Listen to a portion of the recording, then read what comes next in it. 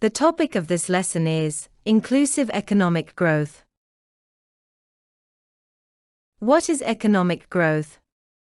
Economic growth is a rise in a country's output, or gross domestic product, GDP. What is inclusive economic growth?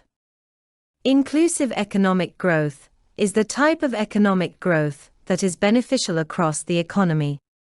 That means every area or individual enjoys the benefits of economic growth. Economic growth creates jobs. Those who are working receive incomes to improve their living standards. It also attracts investments and generates profits for the investors. However, not everyone or every part of the country benefits from economic growth. Consequently, rural areas, older people, young people, women, and those with little education may not enjoy the benefits of economic growth. Inclusive economic growth ensures that no one is left behind as the economy grows. Economic growth is not fair to everyone. Certain groups are left behind. There is income and wealth inequality within a country and between countries. The chart shows the global income and wealth inequality in 2021. The richest 10% of the global population takes 52% of global income, whereas the poorest half of the population, the global bottom 50%, earns 8.5% of it. Global wealth inequalities are even more noticeable than income inequalities. The poorest half of the global population barely owns any wealth at all, possessing just 2% of the total.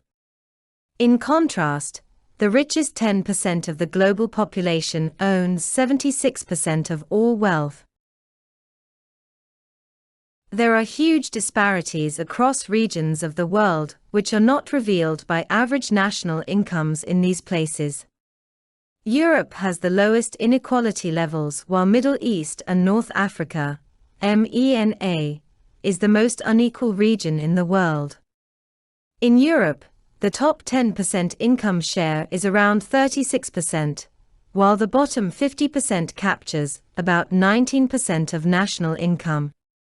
In MENA, the top 10% takes 58% of national income, while the bottom 50% takes 9%.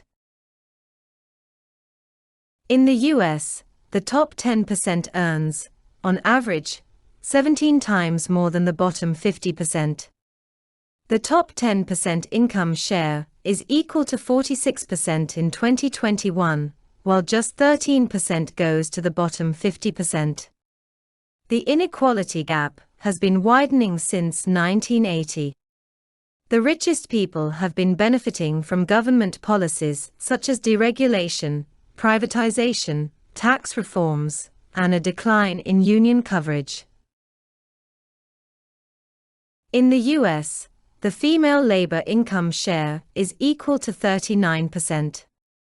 While the share has risen in the US since 1990, progress remains slow. Women's representation among richest income groups is low in 2021. Women make up only 12% of earnings among the top 1% of earners. Let us consider the policies that can promote inclusive economic growth. Despite economic growth, access to opportunities is not equal. Discrimination based on age, gender, race and nationality is making many people left behind. There is unequal access to education. Quality educational system can enable more people acquire relevant skills, contribute to, and benefit from economic growth.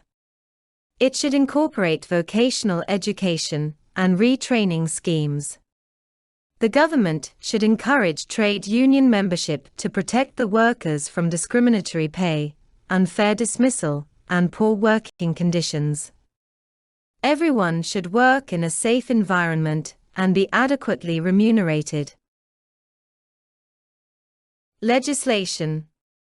Laws should be promulgated to prevent discrimination based on gender, age, race, religion, marital status, disability, or nationality. Every person would have access to education, jobs, healthcare, and other services to take advantage of opportunities created in a growing economy. The minimum wage should be a living wage. A living wage ensures that a decent living standard can be enjoyed by those on low incomes in the country. The national minimum wage should be enough to enable them meet their basic needs. The government can subsidize housing in low-income areas, or give rent subsidies to low-income earners. Housing subsidy, for example, helps builders construct more houses in low-income or vulnerable areas. A progressive tax system can be helpful since the tax rate increases as income increases.